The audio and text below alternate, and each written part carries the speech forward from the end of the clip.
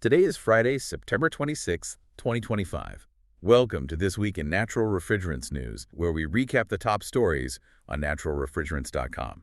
This podcast is generated and read by artificial intelligence and may contain pronunciation errors. We're your host, AT. And MO. And the articles for today's podcast were organized by naturalrefrigerants.com's managing editor and written by its writers. You can find links to each article in the show notes. So looking at the articles this week, it feels like there's a big focus on mobile air conditioning policy shifts. Right, especially globally, and also some really high-temperature industrial heat pump news. Definitely. Let's dive into that MMACP policy first. Okay, so the Atmosphere Max Summit had some interesting takeaways.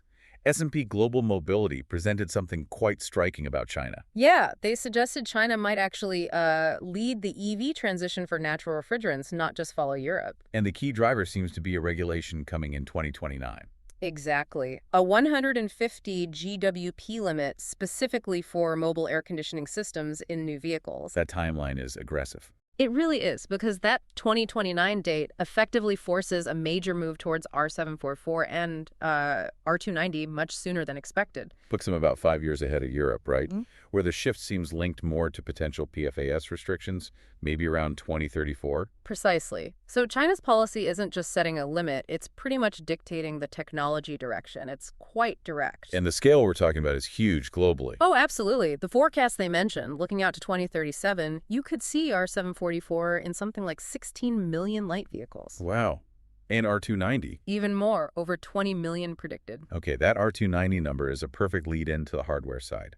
NIDIC AMEs. Right. They were at IAA Mobility 2025, showing off their upcoming R290 thermal management module. An R290 TMM, I mean, that's significant, especially thinking about safety perceptions with propane in cars. It is, but they seem confident. They're using technology from NIDIC Global Appliance, specifically their R290 scroll compressors. Ah, leveraging that Ambrico expertise too, presumably. Exactly, and they've managed to keep the charge low, under 500 grams of propane. Less than 500 grams.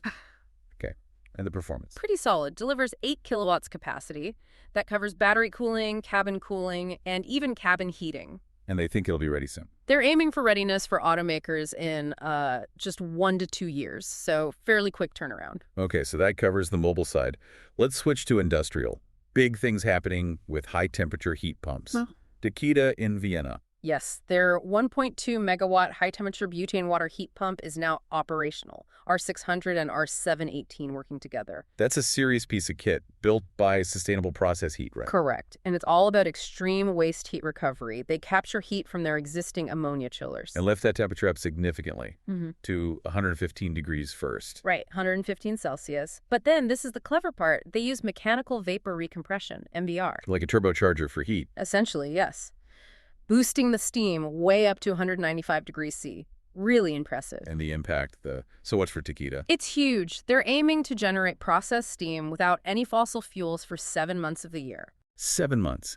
That's aiming for an 80% CO2 reduction for the site, isn't it? That's the target. A massive win for R600 and R718 at that kind of scale and temperature. Okay, sticking with scale but shifting to CO2. Nokia in Finland.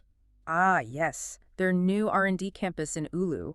They're calling it one of the world's largest CO2 district heating and cooling plants. That's quite a claim. What are the numbers? It uses waste heat from the cooling processes on site and supplies about 70,000 megawatt hours of district heat every year. 70,000 megawatt hours. That's a lot of heat. It is. Enough to warm up to 20,000 homes in Oulu. It meets something like 4% of the local utility's entire heating demand. So R744 proving itself a true utility scale there. Centralized heating. Absolutely. But R744 isn't just for massive centralized systems. It's also tackling tricky decentralized problems, like in New York City. You mean the Empire Technology Prize? Sure. Flow Environmental Systems, Ambryn Enterprises, and Gilbar. Exactly. They won the $100,000 runner-up prize for their CO2 heat pump. And the key innovation there was hitting high temperatures, right? For those old high-rise buildings. Precisely.